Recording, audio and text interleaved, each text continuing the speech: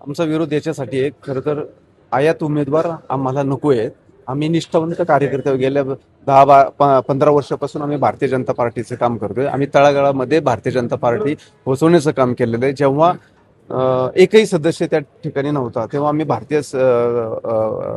जनता पार्टीची संघटना मोठ्या प्रमाणे उभी केलेली आहे. आज खरं तर आम्ही सर्व जे उमेदवार आहेत, इच्छुक उमेदवार आहेत, ते पूर्णपणे सक्षम आहेत. त्यामुळे आमचा आयात उमेदवारांना 100% विरोध आहे. जर का पक्षप्रवेश त्यांचा झालाच तर भूमिका काय असणार आहे तुमची? म्हणजे आज बरेच सारे उमेदवार तुम्ही एकत्र येऊन विरोध करत आहात, फक्त विरोध असणार आहे की काही भूमिका नाही. घेणार आहात?